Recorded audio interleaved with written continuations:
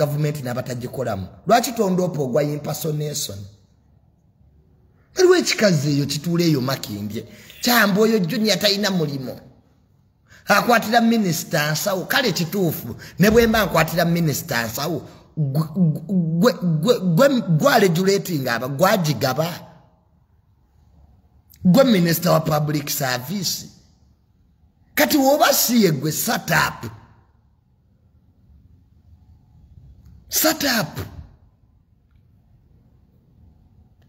up tumutumalira budde mbutulaga appointment letter nganjibalaganga mwe bani olugezigezi nakajanja olubajjudde olutwala embwa ku luzzi gyoli enasitula ebidomola mwe mulooza buli document abantu ze bafuna mbubaziteekayo mu mawulire amaala agabajjudde their documents are sensitive mbutulaga ID egaba emirimu gwe minister wa public service kakati nolwekyo nze muzijeko olugezigezi n'akamanyiiro nakabawunyisa mu nkwawa mulinga buleega Shegira nze abampa emirimu gino gyenkola mbamanyi si mmwe noza omuntu teyasoma abuuza appointment letter kati ogisome mu lulimi ki mbujjuni yandaga ku appointment letter njikuwe gwatamanyi luzungu ogisome mu lulimi ki wamma kajanja n'akamanyiiro Sikira mubuuza nnyo biddoki gwe sooka obuuze ebbaluwa eyakugemeze ku n'empana eriwa gy'oba obuuza ne things concerning our jobs is none of your business. This is not a communal ceremony. My job is a personal job. Fig is a communal. In a wedding, so muzijeko butasoma bwammwe temwasoma ku kigambo confidentiality.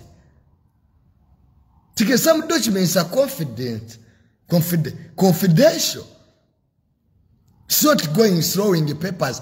People's appointment letters are confidential documents. It's not even allowed in public service that you go on throwing your appointment. Did you go to school? Vuma. Confidentiality and secrecy are topics in English. Esene judda abatasoma mwagala nnyo tukole ebintu nga abatasoma futwasoma sebo through good schools nze nasomera buddo sisasomera mu buno obusomero obwammwe mind yo by the way bumbanga mumanyira mundekera mwaka akantu nokanti naye wangu musajja yasoma me I went through good schools. I started from buddo, I started from Seta, through good, very good schools. So do not question how I do things. Kati mwabatasoma mukole byammwe nga bwe mwagala mubere ku TikTok mwewe mule. Kene buli ovuka bwa TikTok nabwo bumanyira. I'm not your level. I told you I don't have an account on TikTok. Even if I had one, I'm not people. In the office, gentula mweriko bendera za Uganda emabega. The office I sit in has a flag behind. Nero achibutuleka nnyo mu kirasi zammwe abana Uganda abamu luyali. Haven't you had the time to research about us? Where did this boy study from? I studied from Bodo. I had the best education in this country.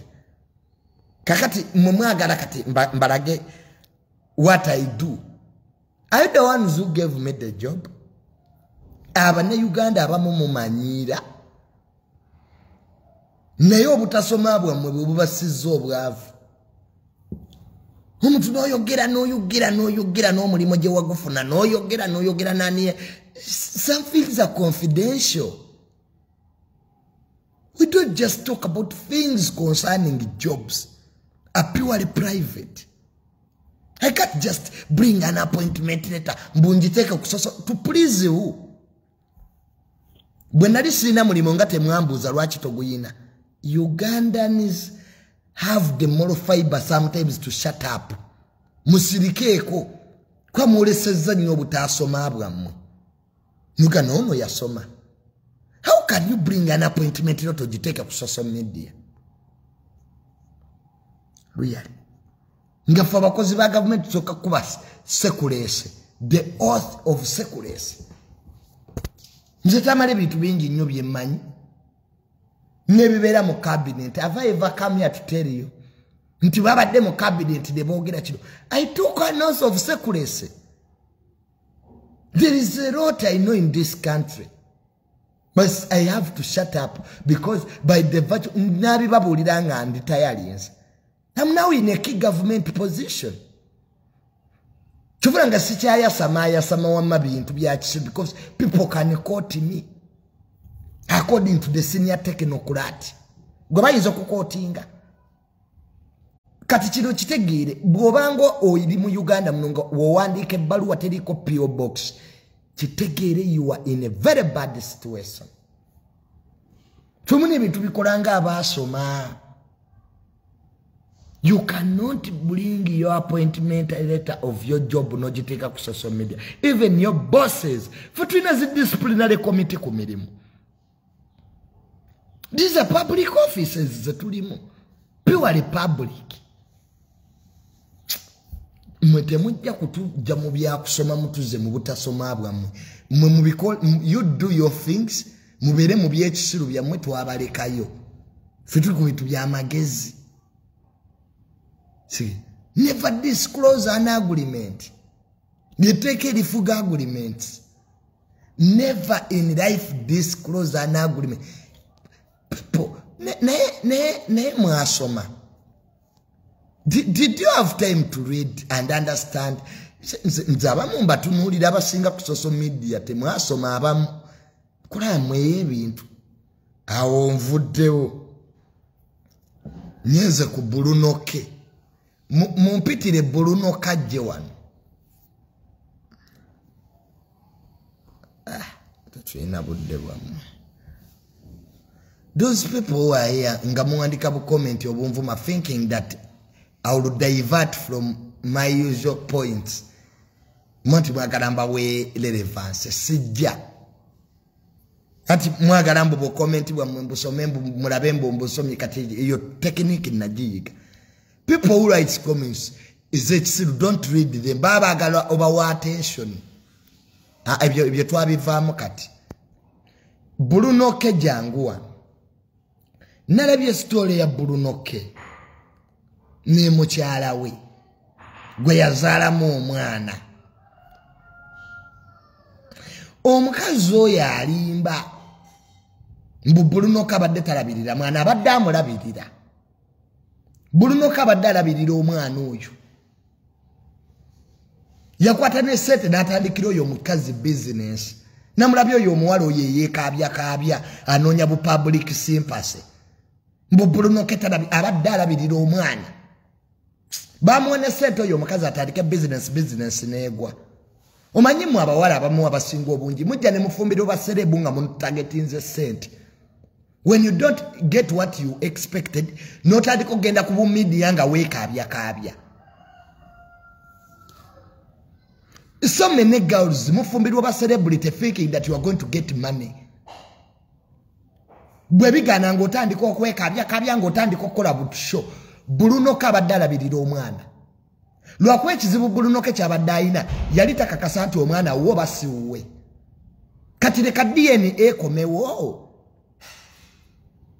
Tutegere oba omwana wa Bruno ke oba si wa Bruno ke. Era omwana waba wa Bruno ke agenda mulabirira. Mwe Bruno ke yabagambye ko tagenda labirira mwana. Nabalabye muvuma Bruno ke muvuma waaki.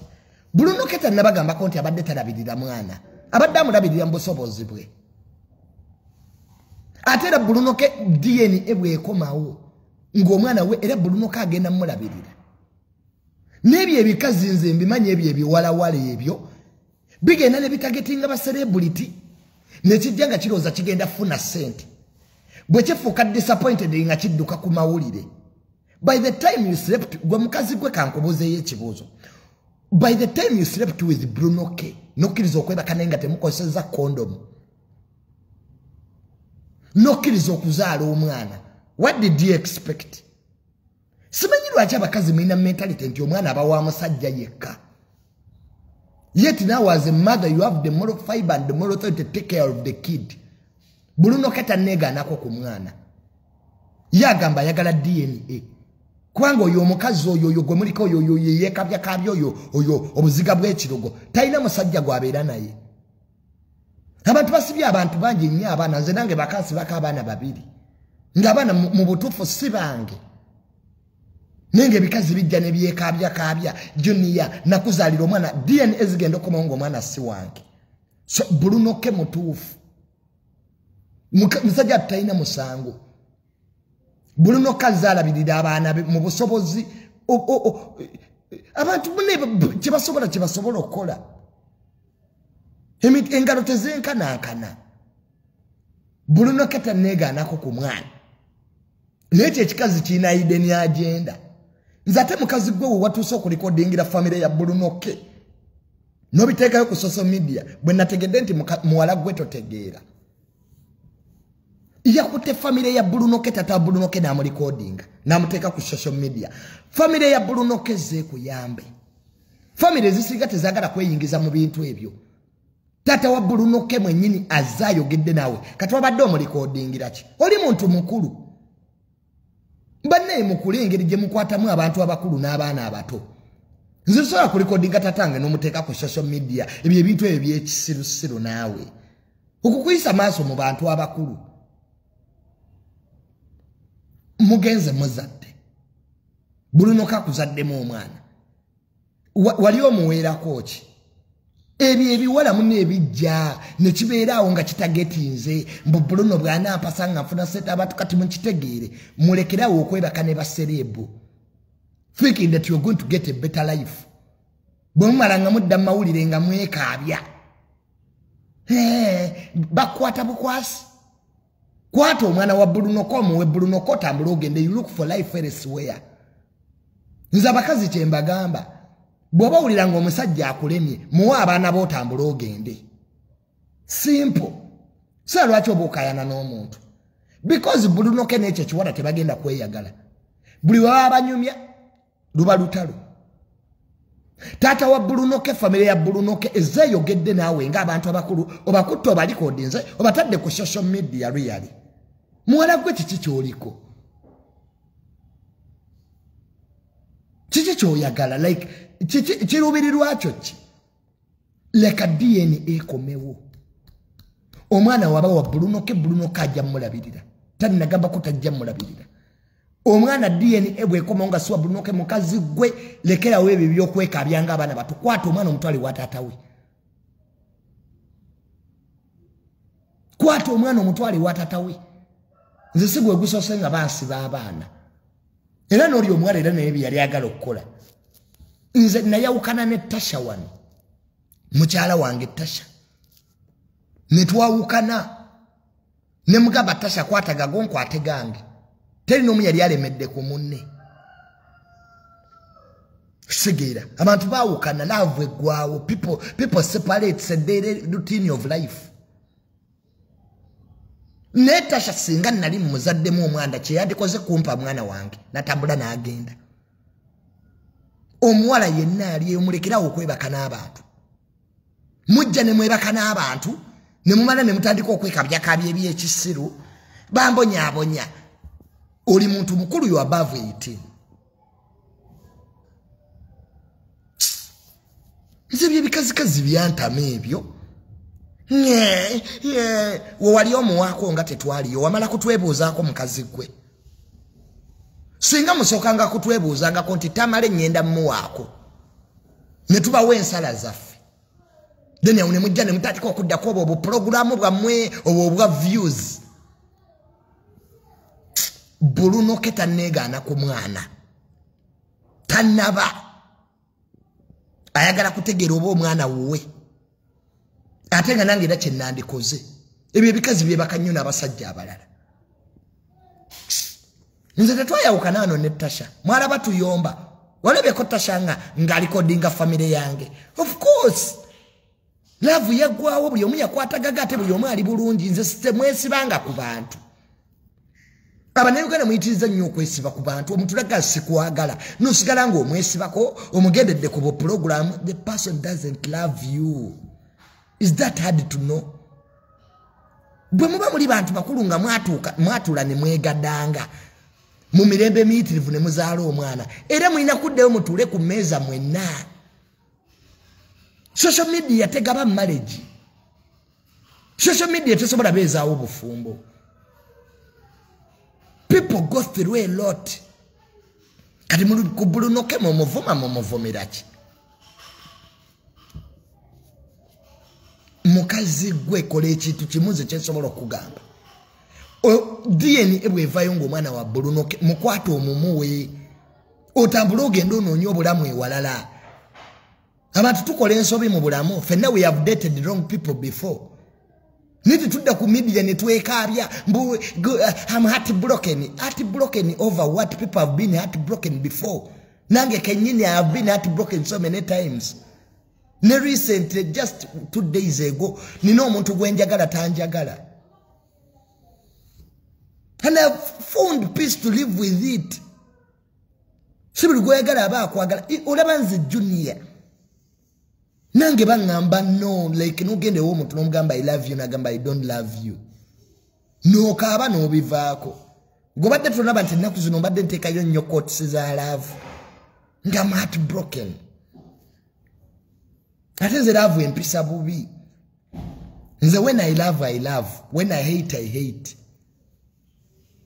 Nze nayagala Tasha.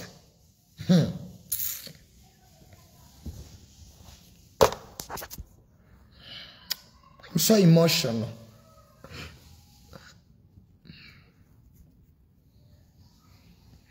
Sorry about that. I have passed through a lot.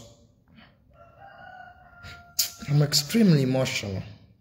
My God.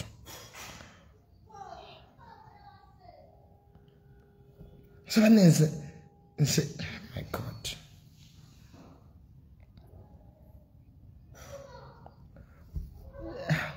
Gundi, Run. Saviet is a go. Huh? Hi. I'm so emotional. I'm sorry about that. Good. Maybe together have names.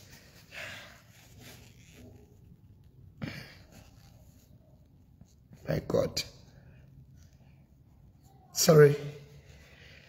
Mazekati okaba. Munefe twagadde abantu. We have loved people. Nze nagala Tasha. She disappointed me. Sagana kwogera ku bintu bya love you people. Buli we mbyogerako binkaabi. Nayagala Tasha with all my heart. N'abakazi temumanyi kye mwagala ku nsi kuno. Ono mwagala, ono mukolera buli kimu, omuntu I think I should end from here. Bambisola kweyongerayo. I'm very emotional. I'm very emotional when it comes to love. Oh my God. Oh, Jesus.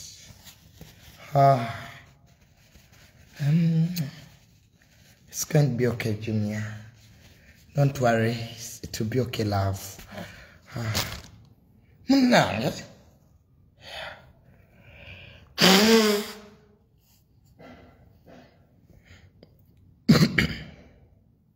Munange, me, I loved her. Nayagala Tasha.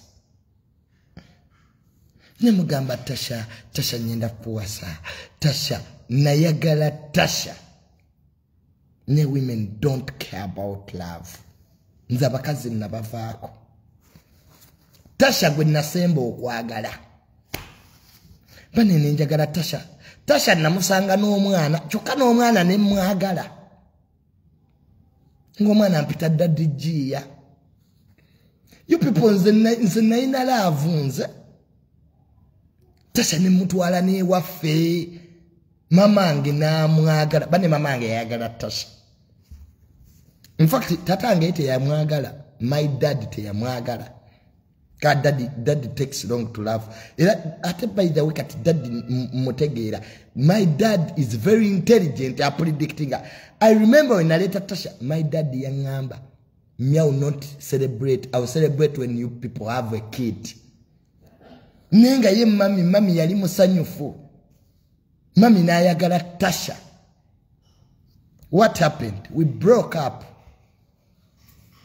Twayawukana. Nenkwata gange ne Tasha nakwata gage. Kale ne Tasha ne yali anjagala of course. Bambi yali anjagala. Sigira. Ne mune byo bibera wo mu love. Some people are not meant to be. Era kye namugamba Tasha, I think we are not meant to be. There are two things you can never chase in this world. True love and true friends. You can never chase true friendship. You can't chase true love. Omuntu akwagala even at your worst ajabeerawo. Omuntu nga akwagala ne bwolwala era ajabeerawo nga tomukase. Kakati wenda bakine ekikazi ekimanyira Bruno ke nga kyekaabya obuziga bw'ekirogo. Joli kyekisoose nga Bruno ke n'omwana abadde amulabirira. Bruno ke kyayogera kituufu.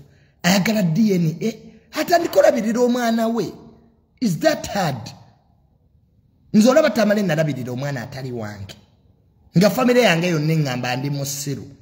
Tasha namusanga n'omwana nga wa musajja mulala. Ne because Tasha nali mwagala n'omwana ne mwagala. Era paka nakati omwana wa manyinze taata we ampita daddy junior. Mbera onempulira bambi nga njagala kaaba because you people move ku bintu bya love. Mubirekera ababirimu. Obupeji bwamwe bwe mukola obwa social media nemugenda nga mumanyira abantu. People are going through a lot in their lives.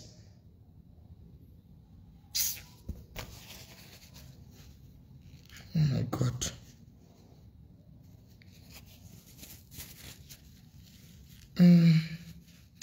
Saka abantu kulabanga really why? Olia wokaba chikazi gwe wefudde nti bakwata bukwasi genda okole find a job. Find a job and work. Anza bawala kyembagamba nga tunayingira relationship bamu n'obusente bwo. Nze Tasha yalina amaduuka 3 ku Coach Towers. Nga ina amaduuka 3. Tasha yali mugagga. Ngera kye mwagalira Tasha teyasaba akoza nviri, Tasha teyasaba akoza ngoye. Nga bye bintu bimu abasajja bagalanya abakazi abali independent. A man will love you if you are independent. Nobody wants to carry burdens. Omuntu agulire nika, agulire ezenviri, agulire ez'enjala. Oli mulekwa. Aye ofani. Junior anjagala ezenviri, Junior anjagala ezenjala. Kitaawe yakundekera nkulabirire. Temusobola kwerabirira. Some of you munyingira mu bufumbo just to be taken care of. You afford to work for yourselves. Umana nga mutandika okwekabya ku media. Nyo. Bakulwepinga bulwepinzi. Oli mwana muto. Lwaki mwebaka ne baserebu nga temusoose kubala. Nogamba omusajja ono muyina naye antwala wa. Nze nava ku bakazi. Baku oyo Bruno ka kuteseta mwadde setiza business efudde. Family ya Bruno ke tata Bruno ka mukubidde sibwa amulikodinze. Mukazi gwo tegeera Lwakumeka. Oyinza okulikodinga sazaalawo. N'omuteeka ku media. Bwe mubanga munoonyanga bu likes. Ate bisere bimuteekemu obwongo. It's like me okwata tata wa Tasha ne mulikodinga. Nembiteka ku social media then you are stupid oli kisiru. Kubanga oli jajja w'omwana. Goloza babakubira ndiru ku social media mukazi gwe goloza mbu bakwagala. Bali obakulaba busiru bwo bamale baseke batambule bagende. Never do things thinking that the public has sympathy. So oyo omukazi oyo aliawe yekabya mbu Bruno yamuzalamu omwana. Just get your guts up, go and look for a job, work for your kid. Singo kuddawo otandiko twasamira nye DNA ebwedda ng'omwana si wa Bruno ke mutwale wa taata we. DNA ebwedda ng'omwana wa Bruno ke tannagamba tannalabirira ku mwana. Era omwana oyo Bruno ke abadde amulabirira mu busobozi bwe. Abakazi muteeka nnyo abasajja ku puleesha. N'esooka otunuulira enfuna ya bbaawo. Ogambe nti Tamale afuna omusaala gwa setemeka. Nze funa omusaala gwa miliyoni 4. Gyenkola. Era Tasha namugamba nga nze funa omusaala gwa miliyoni 4. The only thing I can do is to pay the house to him. Era apartment nagisasula nga miliyoni 2. Abo bonna babba YouTuber mumanyi we nali mbeera ekisaasi. Ku nyumba za Tango Doyi. Ono gundi wa NRM. 2M.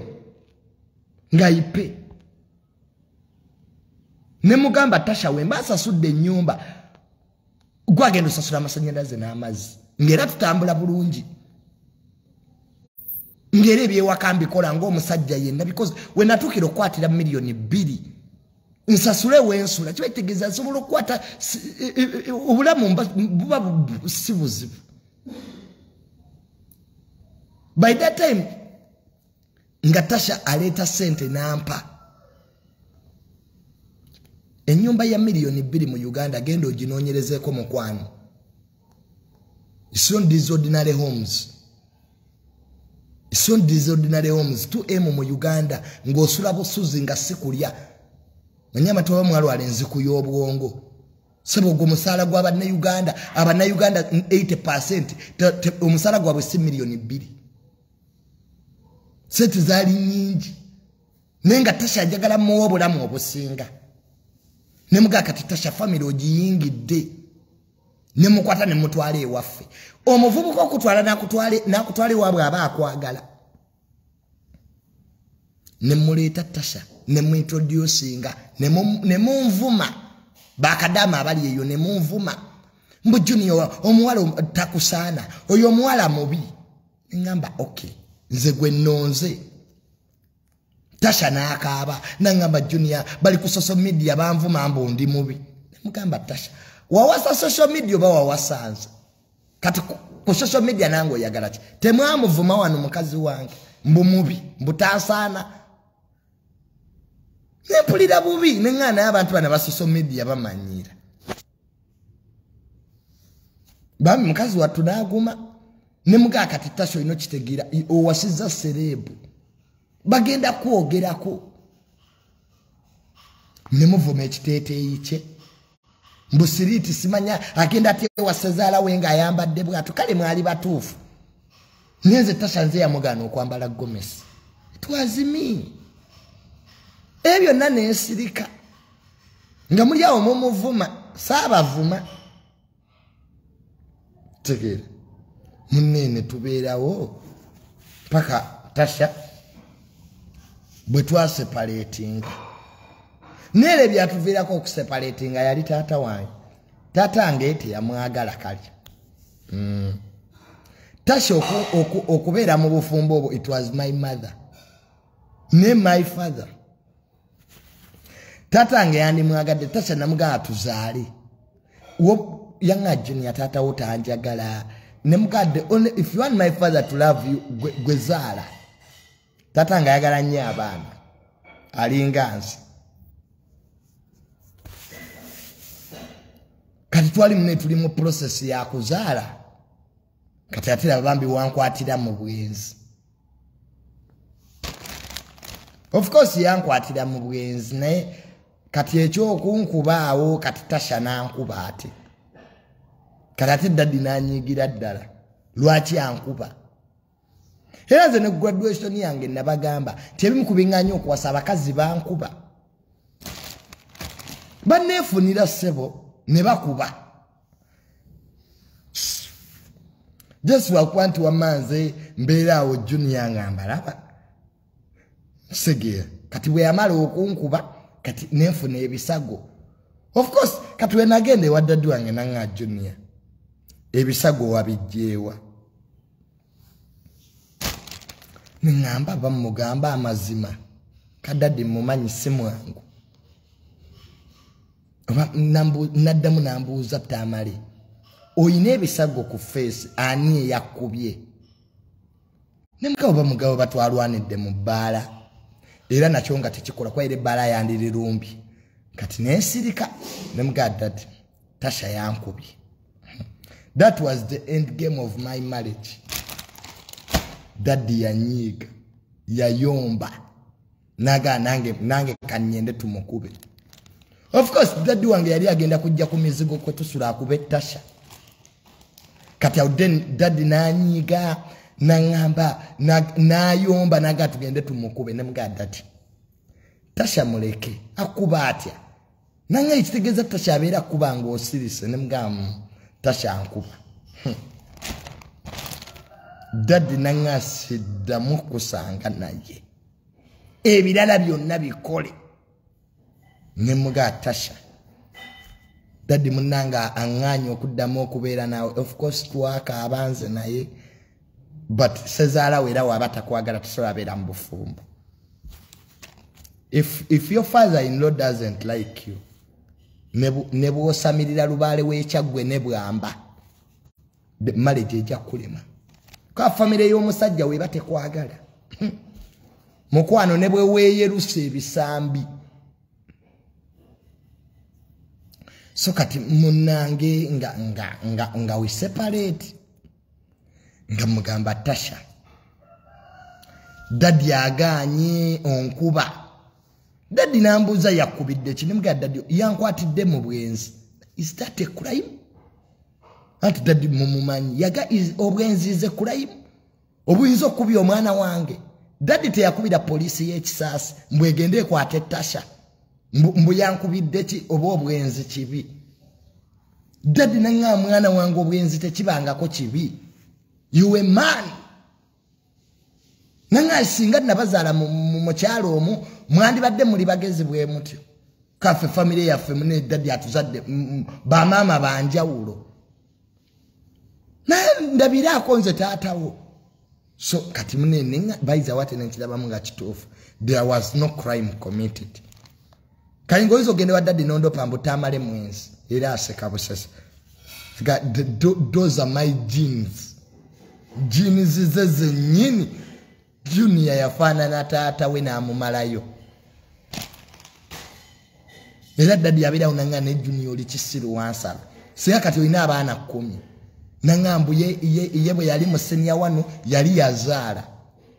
Era ekintu kyokka ekiruma taata wange ku nsi kuno kuba kisina baana. Abira unanga ne kino ki Junior kyansala. Siya kati kina abakazi nga banana abaana 10. Nimuga kati daddy abaana mbazaale mbalishe ki. N'abazaalo obampe gwe zaalo obampe era tebabeera ne kasuku genda obuze kasuku. Daddy abuuza kasuku Tamale tayima tayina maanyi ga kisajja wano daddy yali angoliddeko okolirooko kalaso. So my family is different by the way when it comes to things of marriage. Era nze omukazi n'amala neekubyakubya daddy era amukuba. Daddy like atomumanyi ngongo nkubo oti yagaku nemuga daddy omukazi yankwatidde mu bwenzi. I was cheating. Cheating kati munange so bwenda ba Bruno ke bambi ngali awo mbuyera likirira neche ekikazi eche kimufuukidde ekizibu neewuunya. So my family is good by the way that chovranga. I love my dad. Ye muntu ye kasobola okuntegeera. I understand my dad and he understands me. Like tosobola kujja n'onkubamba ombadde mu bwenzi. Gotwa nti daddy wange yayagala Donizera. Mwavumanga Donizera mbwe ekikazi kikulu nyo daddy yambuza do you love the woman? Nimga yes. Donizera awooma. Na continue. Kali mwenga muli omunja Samira. Niyo Junior oyo mukazi mukulu jajjaawo. nalindidde jjajjaawo omanyi mumanyira mmwe ng'omukazi munene golaba saamusitula donizera golabako okufe eyafa muleke abantu bali abantu baabwe emirembe mutwe basizeewo okulya munne satapu ne mudderako obwo obupeegi bwamwe nyenyenyenyenyenyenyenyenyenye junior alidde donizera nalindya nnyoko ekikulumya ennyo kyeki nzera my dad supported me daddy yansupportinga nanga wama junior ate nangamba eat your women in silence era kati nakiyiga golaba nti abaleeta ku social media so believe you things of your dad nedda sebo omwana atakula waka your parents you will be a kid to your parent nobo ine emyaka 10 omwana atakulangako waka tebakikulimbanga ne bwolimera ebirevu nomera ebyoya mu kabina era you will be a kid to your parents tubula fa abazadde tetubaddamu never argue with your parents kyagamba kyoba okola oba okyagala oba tokyagala that's what you should do nina omuvuka gwe nasanga ali ne maama we bakayana where do you get the guts to argue with your mother mama one bagamba nti okala nzirugavu nga njeru you just keep quiet kwa mama wo bwakolimira mwe bwonyizanga mama wo nakolimira tolifuna mirembe mu nsi muno emikisa gitandika n'abazadde era bonna abantu abasinga okubeera successful mu nsi yonna they respect their parents ekyo kyonna kiyiga in life never wage war with your parents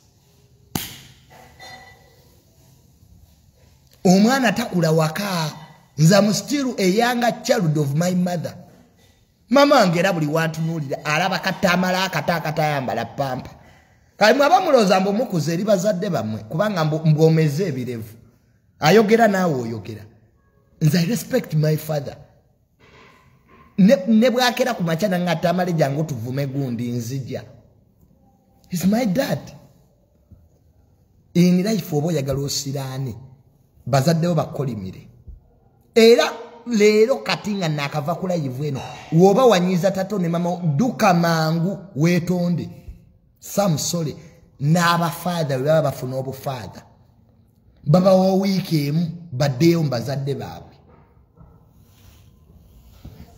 you can never be successful in this world nga mama wotako nga kabira amaziga never make your mother to cry byerye ddagala erisiranye erisosa mama we ye muntu asobola okusiranya nga takoze na ddagala gokumanya ebintu ebyo bituufu nze sirabangako omuntu avuma bazadde bayina mirembe aga katona mugulu simulabangako ne bwoba oyina sente mmeka emirembe gikubula era buli muntu afuna sente kyasooka okukola batugamba nti bw'ofuna sente osooka n'ogulira taata we saati ne maama wo n'omugulira gomesi munikivula nga tulina emikisa okuba obulungi kitandikira mu bazadde muzadde wo waaba akwogerera bubi toligaggawala ne bw'olifuna sente era zirigenda bannange muwe bazadde bammwe ekitiibwa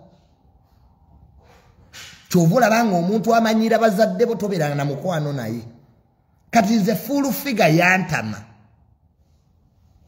full figure yavuma maama wange omuntu yenna avumanga muzadde wo ku nsi kuno tobeeranga mukwano gwe ko omuntu yenna atakwagala ne bazadde baba tabaagala nze kyekipangaziza neyo yisima ne wisdom kayi ne kasuku respects my dad abantu abo tebamanyi lwaki njagala kasuku taata wange amuyita muzeeyi Tamale tekinjagaza kasuku kyekinjagaza yisima all access kyekinjagaza wisdom kaye they respect my family teri lunaku na lumu wisdom lwe yali avumye taata wange era wamusanga banyumya ne resetire daddy yakubira wisdom kaye simu ne banyumya isima tuva ku kyalo kyekimuzana Tata wa Isima amanyi tata wange kyona tulwa mikwano nnyo ne Isima all access ojajja yichuli in life kati ye full figure tayina mpisa full figure kyovula anyense mulemeredde akola kwa no mwezi gumu na akola kwa ne mwezi gumu na akola kwa no mwezi gumu full figure buli kimu kyonna kyononese full figure tayina mpisa avola bazadde b'abantu kali bibisirani onabiddawa kusasira nze nemunyoyo omukazi Catherine kusasira tavuma abantu kyonga she's blessed abantu abamuyina ebisirani Lwakuvuma bazadde b'abalala ate nawe oli muzadde ate omuzadde avuma muzadde munne naawe abaana obazadde abawo bali baaki banne temuvumanga abaana b'abantu kwagwa babona otumanyi kye bali mu nsi abazadde bazaala mibiri tebazaalangako myoyo buli kumakya naawe sabiranga abaana bo babenga n'omukisa nze mama wange buli kumakya akeera kunsabira nze nina ebintu bingi nnyo byenvuunuse lwa maama wange era siza kutunoya muntu nga voola mama wange noloza tujja kuba ba mikwano kyekyakyaye kye kikazi kifuulumazi fuulu figa yandikoze buli kimu naye olunaku lwe yavuma mama wange lwe twayawukana mama wange si munnabyabufuzi talina na akawunti ku Facebook mama wange talina ku TikTok era ne ku graduation yabagaze temuteeka mu TikTok byammwe. There are people in this world abakumye ekitiibwa kyabwe nze toyinza wulira mama wange alina omuntu gwayogerako wali omuwuliddeko nti my mom azze oko goloza byonna ebiri mu ggwanga lino bimusanyusa twagenda ne mama wange wa genosale namugamba ninga oli very quiet mami nagaze munensinjira babulabi sigira mulekerawo okumanyira abantu bajja baloga muntu takuvumangako tomulabangako ojewa nse newunya n'abantu abamu entegeera yammwe ne kati kyabeewuunya so in life kakati Bruno nagambye Bruno abakuvuma tobavuma DNA bwezikomawo just get your kid nga bw'obadde omulabirira usigale ng'omulabirira kati ekyamazima Bruno then why do you intimidate Sarah K's relative? Sarah K yani by the way mwabana ba TikTok mwagenze mbone mutekayo audio zange ezo audio se zange ate nekyo kubiri page yange I don't comment on people's content eno page yange teina blue tick buli omu asobola okwefuula nze bambi temunneesibaako mmwe baana mwe aba TikTok kwa ne Sarah K omwogera ku simu manyi mu intimidated Sarah K banange Sarah K na mu intimidate zewa who is she akola ki kwaze manyi ba minister ba Jeno bala DC Sarah K yani mi Tamale to go to Sarah K who is she nzimina na batu bemogera kuno ku Facebook nga sibamanyi kakati nolwecho buli omu asobola okukola fake account mu linnya lyange ate buli omu asobola kati technology yalinnya to the extent omuntu asobola okukwata audio ezitali zizo mukwano gyankulaga nga bwe babikola noloza Tamale yayogera nenga siyenza nze abantu abamanyi ekizibu temumanyi I don't comment on people's content ne Sarah K simumanyi simulabangako Sarah K yani nerinya aisopo ne bigonti siriwuliranga nako sibalina byakola nemuna abantu bayinza okwesibako bakulinyireko mbu bafuna amanya nze abantu bangi nnyo banjogerako sibamanyi era nga ne namba zaabwe sizimanyi nze kati kamba buli abantu benda babokka ku Facebook Isima ne Wisdom Kaye nawulye nekiri ekivubuka kino kyani kino ekikulya bakadaama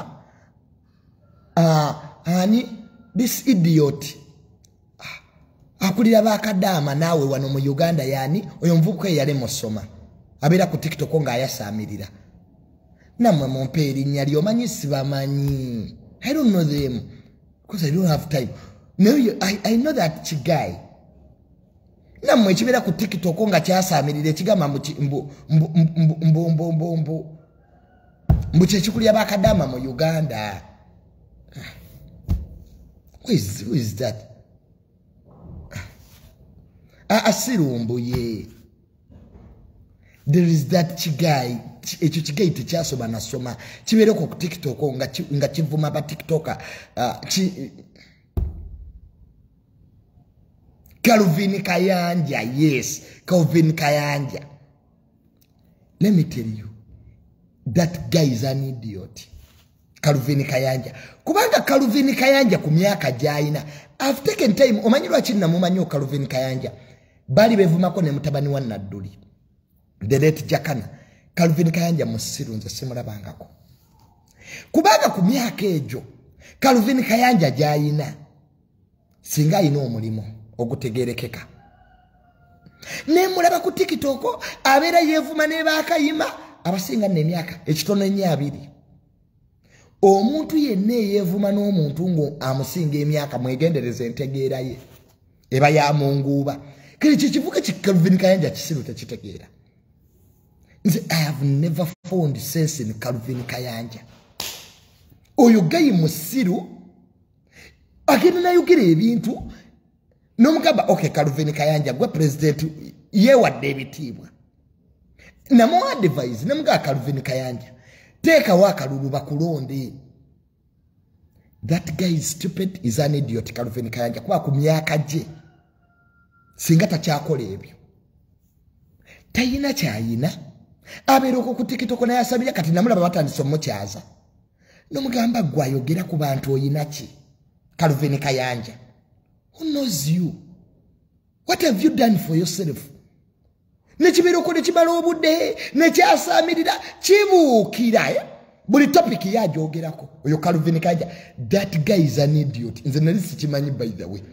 But I have taken time nendaba ne kotetwe. Lero watavuma kayima. Encha abavuma bamweyana avuma ba TikTok bazaala buli omuntu w'omusanga nga guddo olutalo ku baana bazaala tegeera entegeera yenti ntono. Calvin Kayanja singa that boy ne ekizubambi teyasoma nyesi wonina jja naawe ensala ye abula Uganda ebonye ne mugenda bona mmwe talina woofiisi mwayingira. Ntoba Calvin Kayanja aina office wa mama akeera tayina mulimo no akati ono muvubuka abeera watya. Isima musinzi wa langi isima ina sente oyo all access aina bakulu mu government is a brand ambassador of ham. Wisdom kaida atawe yamulekera emizigo kayera and road kaya ine emizigo sebo mwasoloza. Nze kaya nambuza n'ennyumba gye yali azimba. Those are sensible people zitobulanga mpuliriza Wisdom kayi ne Isima bokka. The rest kati oyo omuvubuka Calvin Kayanja ogenda n'omutunuulira n'onyenya n'omutwe. Tayina mulimo. Tayina woofiisi. Teyasoma. Bye bya ntalo. Kyokka abaana balwanagana nabo. Bali bweru. N'omulabanga is a struggle looking for life. Lubuka nayo onomuvubuka Calvin Kayanja needs advice. Otherwise he's going to be wasted. Afuke ekintu ky'obusiru ekyobulambuzi. Kubanga ku myaka egyo nga tolina na mmotoka gy'ovuga. You don't even have a car. Osula ku mizigo ebwayise Calvin Kayanja. Kikeera ku TikTok kwasamirira. Emyaka gimuleseewo. Oyo omuvubuka aba mutonya agenda kweza emyaka 4. Ali kayima. Mwina ku family ze mulabirira. Uva ku fe ba junior bakeero kola. Nojja ku Facebook ngoma zokola ngoma nyaka sente ko je kali. N'omuntu toyina woofiisi mwokeera. Neki yasamira nze ndaba oyo omuvubuka Calvin Kayanja but is stupid. Alina ekikyamu ku mutwe. Kwa ku myaka egyo singa oyina okalika project k'embuzi. Noga muntu wange nnundo obubuzi. Nechikera ku Facebook ne banange you people. At the end of the day nga nacho kifuuse wasted. Nechiri pirono, encha nechiri pirono. Bwe kimala ovuma bateketoka, encha nechivuma abalala. Nze president waba ani yakulonda sebo president waba akadama. Office zo zisangibwawa. Kati nze simanya salake. Kaluvini Kayanja, I don't know them. Nze bateketoka manyi basatu. Boka waliwo mvuka bamuyita Ivan. Is a TikToker mumanyi. Waliwo onagamba atya. Aina ku mageza ayogere. I don't know his name, but content wanyumira. Landi Road mumanyi ono yagende Sweden aliye wo musajja. Mbuya wangula award. Siri walira muli nawe. Oyo Jose Chakala. Siri wa musajja chefumba. Mbu cha wangudde award wabulamu. Manyi ono guy eyasiba obuviri, this idiot. Ono yasiba obuviri, Mickey. I know Mickey. Simulabangako physically, but I know him is there. Ani awo TikTok kwe manyi Sefuko. I know Sefuko. Sefuko yatandika bulungi. Niga ne yadda mu byakulwana ntalo ne buli obuwalo obutayina makulu. Nebewe mula. So goli masiyazi. Siba yabichi. Mickey Simmons funny. That idiot. I know him. I know Mickey is a very good person. Sibe babo kaba TikTok abemanyi. Who else? Dr. Sefuko mumanyi. Na mulwadilanga full figure amotisa tisa. There is also Chumi. I know Chumi. Chumi mwagala nnyo because he has a style-free life. Wait, buddy. This is my breakfast. Abasigadde sibamanyi. Munesibirako bwerere, munesikumanyi. Eswa agakatona muguru. Mona 256 byebiki ebyo. Mona yani. Mona 256. Eryo nayo linnya. Bakola biki? Mona biki? Thank you.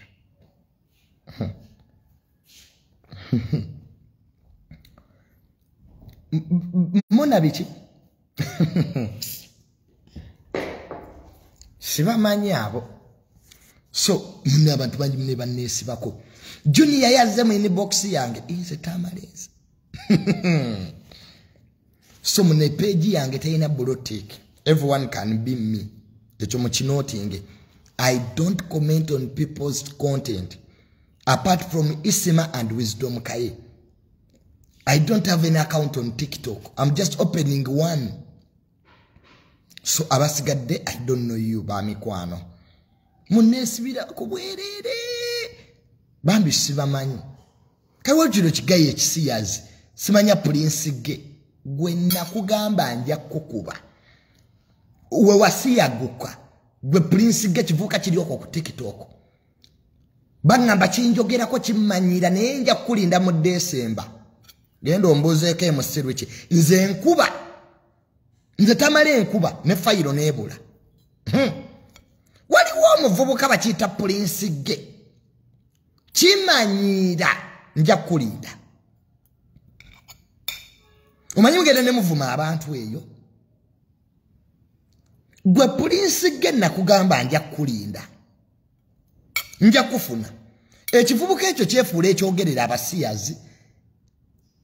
Nze sina buzibu n'abasiyazi by the way. Era ekyo nakibagabe. I don't have any issue with you being a gay. It's your right.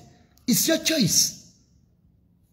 Whether you have decided to play sex in your bums or ears or mouth, I don't have any problem with you. It has a take a libakoze siriwagira. It's against the human rights. Naye basiyazi mwe mwino okutegeera mutujeka akamanyira abamu. Mugene ne mukwate ebyo video byamwe ebyabasiyazi ne mugatamu amanya g'abantu. Gwe bakiyita Prince ge kibeera Germany awo. Nja kifuna. Amanje Tamale bwe nkwenjogera. Era mala ne nkufuna. Nze nsabula. Taloze nwana nene. Saa abana bato kumanyira. Bwoba osazeewo okusiyaga gwe wekka. Toza tubyomu musiyazi. Okubeera n'abasiyazi tekikufuula musiyazi. Nze n'abakwano bange bangi basiyazi. So wonsanga nabo mu bbala tekitegeeza nange ndi musiyazi. Sijja ba victimizinga because it's their choice. N'abenzi mu Uganda mulimu abenzi mulimu abatemu. Kakati baminze temunwanisa ntalo zammwe. Ne basiyazi mu abali ku TikTok omweddeko. Mukola video ne muteekamu amanya g'abantu. Abantu balina family, abantu balina abantu baabwe, abantu balina bakyala baabwe. Nojja n'owa ebintu ebitaliiko evidence. Kivubuka gwe police genna kuwoninga. Bwe nali nkwata oli omuvubuka. Chicken ne chicken naye yali asusse. Akola video ateekamu amanya g'abeemupi. Bw'oba osazeewo kulya bisiyaga birye wekka. Yonna gy'obifumbira. Ffe tetubirya tulina alusa. Nze sirya bisiyaga nina alusaaza abasawo babiŋŋaana. So akati gwe fumba ebisiyaga byo tongattamu. Nze bwe buzibu bwokka bwe nina n'abaana ba TikTok. Mugenda ne mukola kwotetuwa mu weekisudu ne mwagala ate mugattemu amanya g'abantu mutunde. Abamu muli omwekwese Dubai ojja kudda. Nyoko taafe. Ba emusiru kitebadda. Femonete tulina buyinza Dubai naye wano tubuyina. Fere tulina buyinza bweru. Naye wano tubuyina wano. Yakulaga wawe buli. So akumanyira naawe.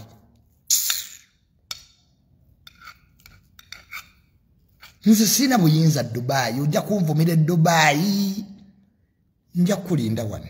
Nkubuuze wali onvumira ki? Nali nkukoze ki? Mumanyira abantu. So mubana mwe basiyazimu abali ku TikTok. Bwe mba musazeewo okusiyaga mujjemu amanya g'abantu. Yingira obusiyazi bwo wabuyingira gwe nga gwe. Bakuzina emabega. Kwagwa abayagadde. Pulinsi ge. Nja kufuna. Todde sebo. You are destroying people's names. In your cheap talk, mulinganga buno bwana bw'emizigo. Mutamala abigula nnyo, simanya ina akabina kanene. Yes, akabina kange kakulumirawo. I have a fat bum kati nkejjeko. Nina okubigula because I want. Nze bangi nnyo mu nkwana. Nze Tamale nyenda mu roast and dry mutemu nkwana. Mbane Johnny yabigula. Aina akabina kasava. I'm not selling it. It's my anus.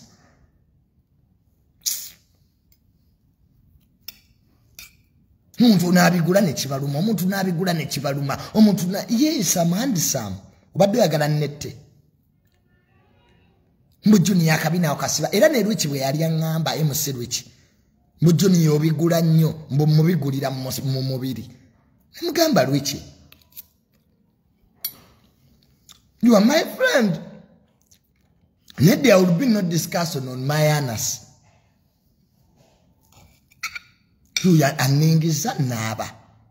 Nimugaya MC Lwiki oningiriza ki when I'm showering. Katadde yakatebe. Toyima twasulanga mu apartment ye mune MC Lwiki. Mba nsibula bwenti. Kwa twagenda ne MC Lwiki na jjajja yichuli. Era yisima nangamba nanga Junior oli mwana muto. Abantu abave Bulaya begendereze. Junior ina akabina kakomeri. Mba munesibula ne oyo nyini oyo. Oyo Lwiki yangamba mbu Junior stay.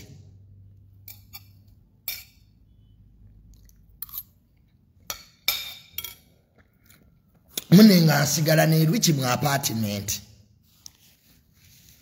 Nga Lwiki angamba tugenda sula wano on the same bed. Mba nebase ekiro. Ngenda owulira ekintu kikaluma. Nebase ku kiki. No wange kanyine nsula mu ntebe. Kati muna nyenzo okunaaba. Lwiki teyaningiza. Numubuze musiru kiki kutekesezaawo akatebo ningize kiki. Mati Junior mwanda we yayalubuko. Kaye. But we are now friends.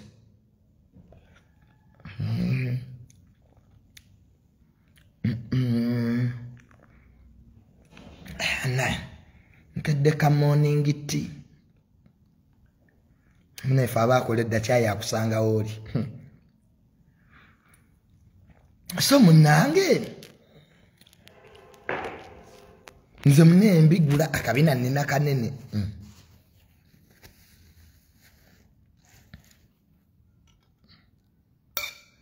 Sirumbyeko kuli yo life. Kati gwe yo life olaba njirumbye. Emusirichi bye mugamba tabimanyi wamma. Wamma lwichi wamma ali tonkwana. Abantu balo akite mwagala mazima. Lwichi nga njagala. Nini yali agala mbu kudonizera mbu naye mbu nondewo ye nagana nalondawo donizera. Bambika Richie bambika. But Richie is a good person. Nesebo Richie yakola olutalo. Richie yakola olutalo kudonizera because of me. Never net Junior and this entalo ku social media. Kale musibichi nayomba because of me ngobujja bumuluma. Nemugamba Richie donizera wansanga naye. Was already to the donzera rally of the me, because I'm handsome. Reaching Agala Luana. Nemgana Rich. A Bubalico Susse. Kakati Richie. Luachi walio on Nuanida. Richie Sebo Yalion, Banacola no Telo Roman Facebook. Kubanganze. Ngana abantu bane wakanda ba otadde wolutalo Rich sebo nangamba me and Donzera you are going to choose one nemga excuse me Rich what have you just said na Junior you are either in your life or girl power nenyende wadoni nemga doni omanyiti this guy is going to start a war because of me doni yaseka Nanga wana Junior. Obonye with your beauty. Mwenera nalonda udonzela. Richie na nyiga, Richie na yomba. Junior, you haven't given me a chance. Nemga, I don't need a chance. There's no chance here. I belong to Don. Sebo, nange MC. The last time he came to Abiogiram, but we are friends. Nemgana Rich katichecha alichikuyombya. Bwati kakati Junior iba nange Rich tetwabyogera musamusanga neche yunono mu South Africa omugaga. Nangulira no mwenge mu Lost and Rain. Era 31st najiyingira ne MC Rich. Yapita ko Mistil. Ne buza wisdom. Kaye tetwali fena wisdom. Ntere nkube ababasirikale ba Mistil bantwale ku police. By the ku 31st Naline MC Richie ne wisdom kaye yanzija ku police ane wisdom nkuponya abonyesa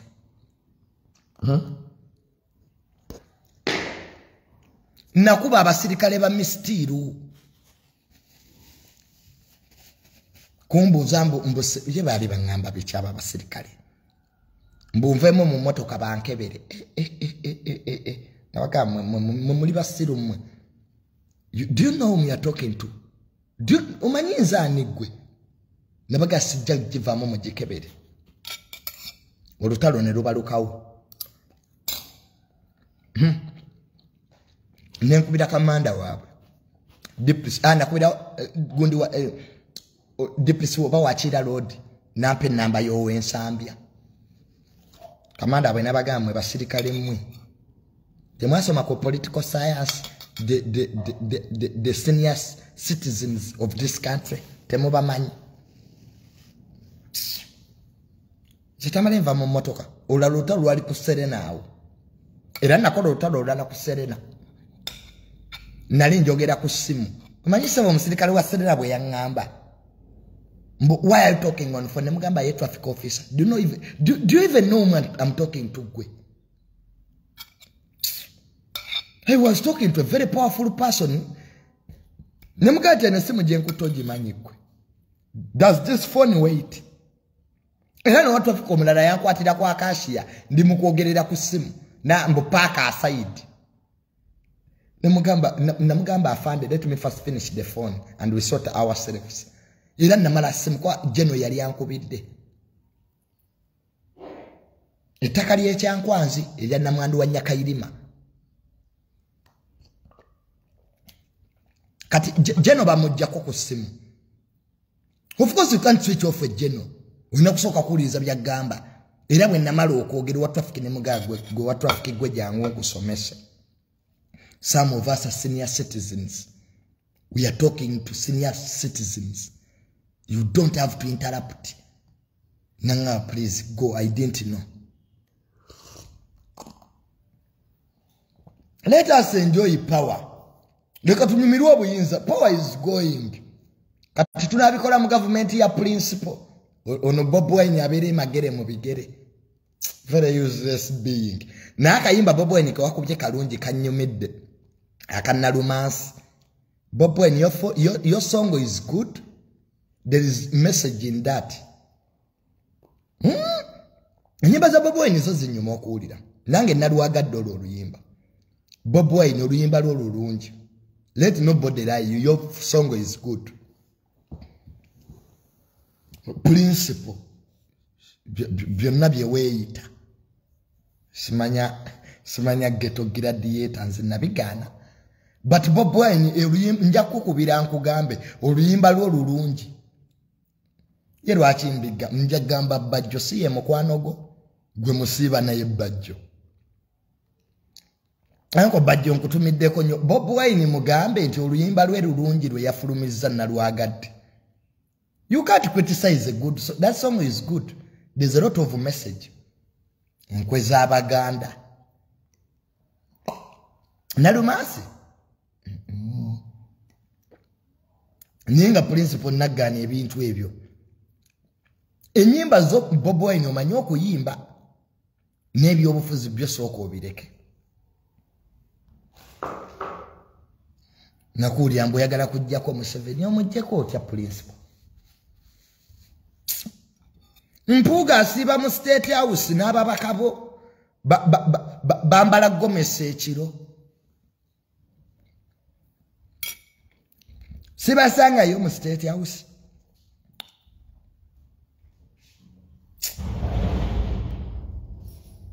Bazze okulaba jjajja teyabulwa.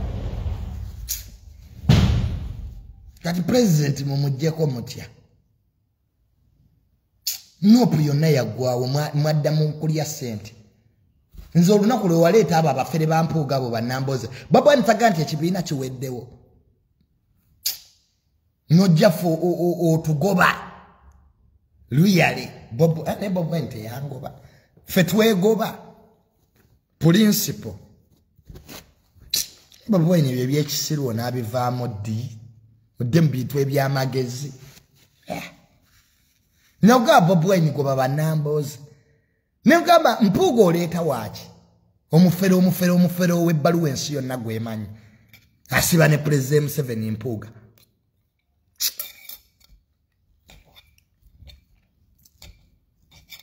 Negamba Bob Wine namboze oleeta waaki. Nolekawo abaana abatofu abalina okufuna kaadi n'oziwa abafere. Kati Bob Wine okaaba ki? Weereetera emisege. Tukolere ki? Principle. Twana genda yeeyo. Kwanze nze Bob Wine twasigala just friends. Ne aba bakaba Nupu ne bambala gomesi ne beteekako ne lipstick. Kiro saa mukaaga bali mu State House. Really? Nga principle limagere mu bigere weebasi. Mbakubuulire Bob Wine tobamanyi.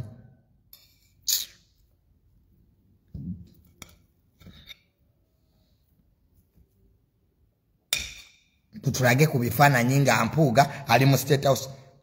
Okutakwa abasegirinya Mpuuga teyagenda n'ateesa ne gavumenti. Teyabaga nti yateesa nayo. Gavumenti yani siya President Museveni.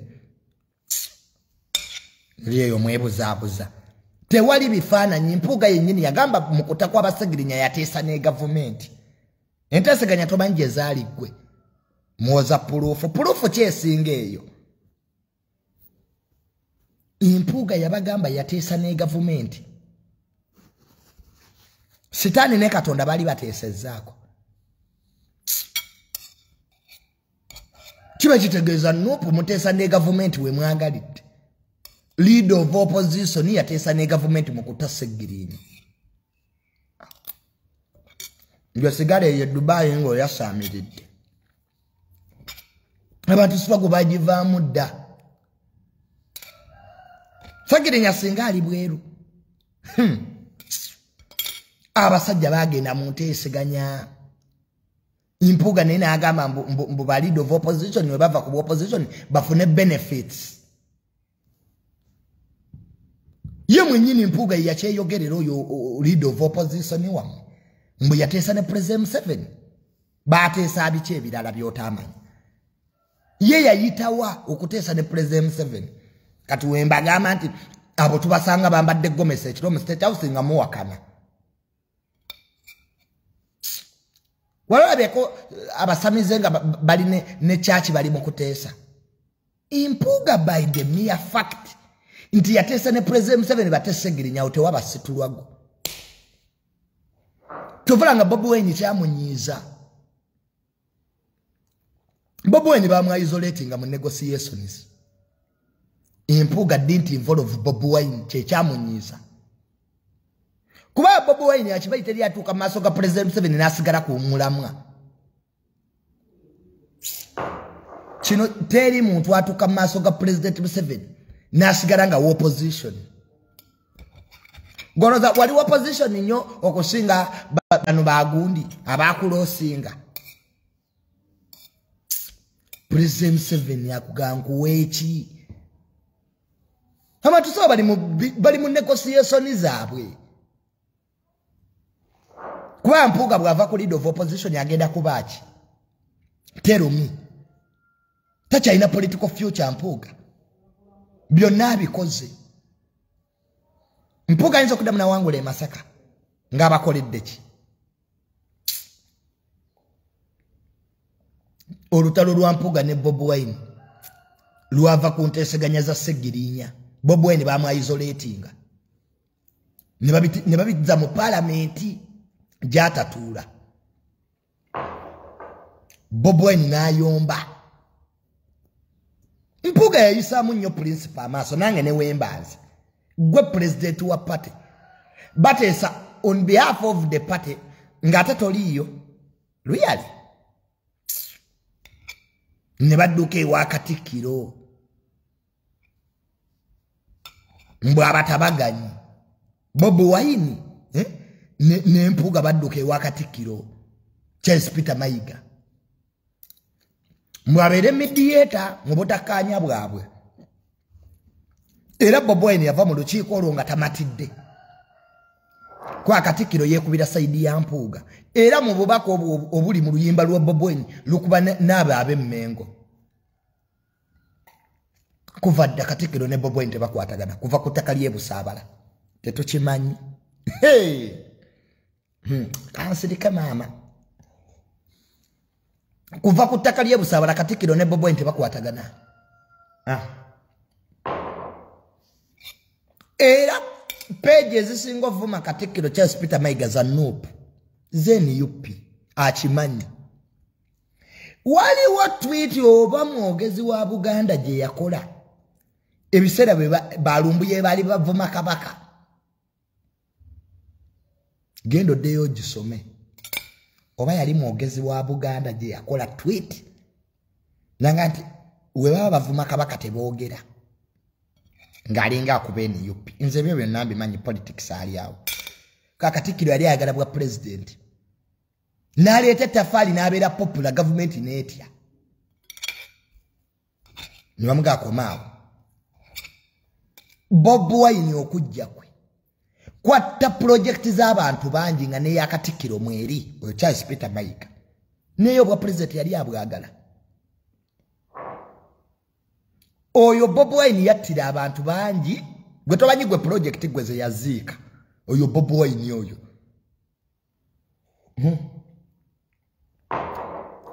ate ng'ezisinga obungi zaali z'Abaganda.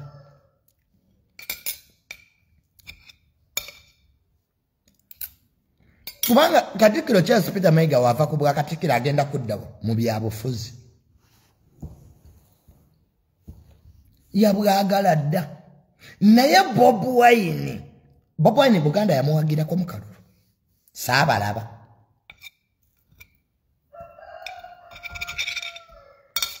Era Bobi Wine yavaayo nga Lumbuye abuze.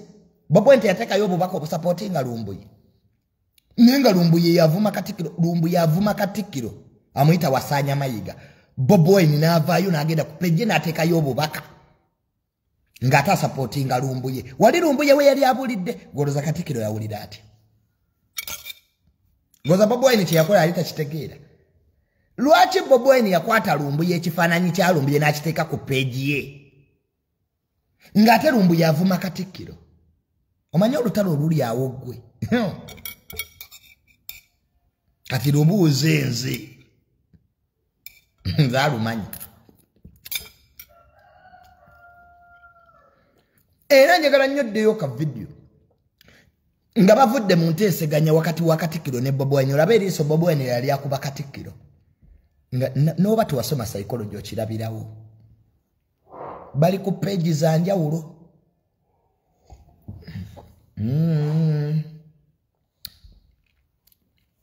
Ddayo olabeka video yako. Nga bavudde mu nteeseganya emmengo. Bobi Wine engeri gyali akubamu Katikkiro eriiso. Ngeriiso oliraba lyakwekengaga. Ate era kuva dda. Ettaka ly'ebusaabala lyabawulira ddala. Basenda ebintu bye. Mutuufu Bobi Wine okubanyiigira. Gomanyi Bobi Wine gwe mbu yali yeeyita omubanda wa Kabaka. Buganda Land Board yasenda biiki ya Bobi Wine. Olwo Bobi Wine n'abanyiigira. Nze mbimanyi.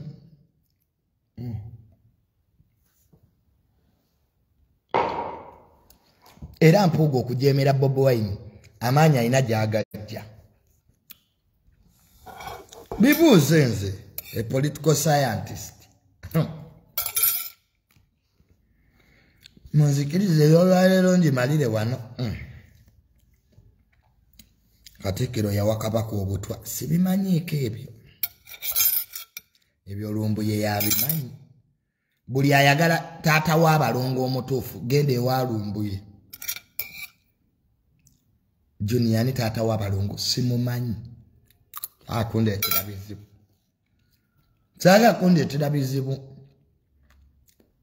Mwabajja kuno ku peegi okujja okumbuuza ani taata w'abalongo mugende ewa Lumbuye.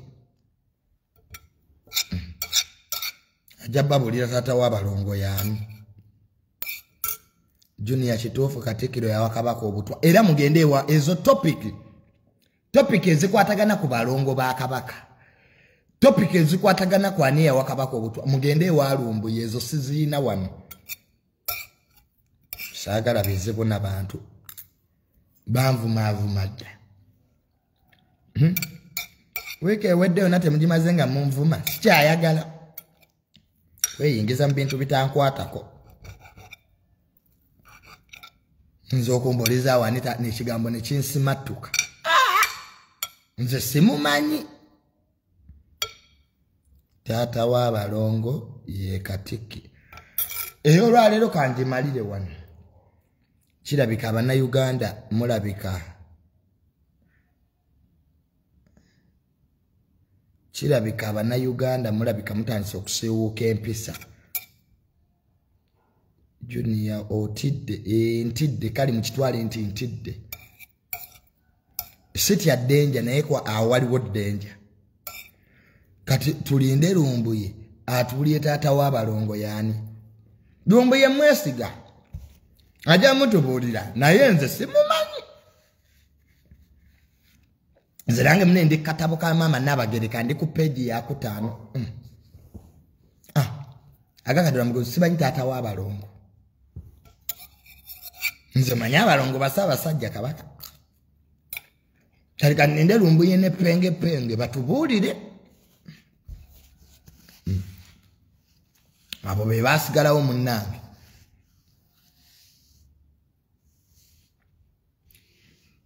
Talk about the visitation of King Charles to France. Simanyi lwaki kyagenda kukolayo. Agagado nomugunzi simanyi taata w'abalongo. Era ebintu ebyo saana kubyeyingizaamu. Mulinde lumbuye. Noyo lwakumeka sande lumbuye ajja. No? N'ekiggala luggi. Tekijja kuba kiggula luggi, bajja kiyita kiggala luggi. Nawe tuli. Junior ani alibadde alemesa akatabo okufuluma. Era nakyo simanyi. Temumbuuza ku katabo banne, ebintu bya katabo nabivuddemu. Saagala baganda kunvuma.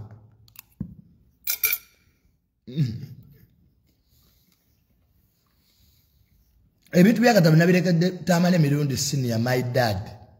Oyo atatya danger, jajjo bibanyonnyola. Mubitegeere. Yabagambye dambu Nabagereka yagala divorce. Daddy siwe yagambye. Mbo mama Nabagereka yagala divorce. Ebintu bya katabo nabirekedde taata wange. Is the senior, nze ndi junior. Ensonga ezo z'aba senior bokka kati. Ensonga za katabo ka mama Nabagereka we zaatuuse. Zetaagisaayo senior. So, mwami Tamale Mirundi senior. Yayogera ku nsonga z'abalongo. Nze junior sizoogerako. Nze njogera biri mu katabo. Mbu mama Nabagereka gave birth to twins Jida. Omulongo omu ye Jida. Kampala International Hospital. Nakasomya akatabo. Mbu she gave mama Nabagereka was blessed with the twins. Mbo mu 2010 kakati mne Tamale Mirundi senior ye atatya danger ya jobbi banyonnyola ebisingawo kubanga yatandise dobbi banyonnyola. Mwami Tamale Mirundi senior agenti mama Nabagereka mbo ayagala divorce. Mbo mama wa Ssemakokiro omulangira Ssemakokiro mbo yagenda okuba Namasole. Mbo mama Nabagereka mbo bino ebigambo ye yabyogedde si byange. Mbo mama Nabagereka mbo teyazaala mbo mwana mulenzi.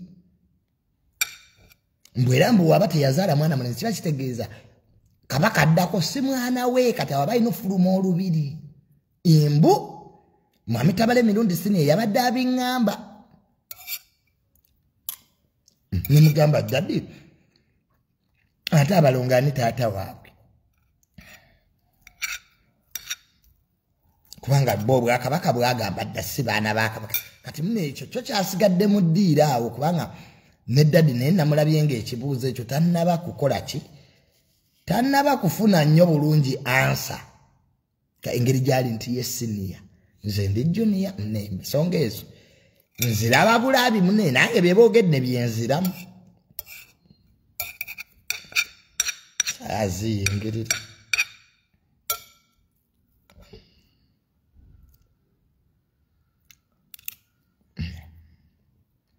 Ndamune kiyinza okukusimbatuka. Nolenda oweebuula Obuganda. Tamale sityangako naye ensonga z'akatabo zino zo zintiisizaamu bambi. Nyetondera abawagizi bange mulinde mwami Tamale Mirundi senior.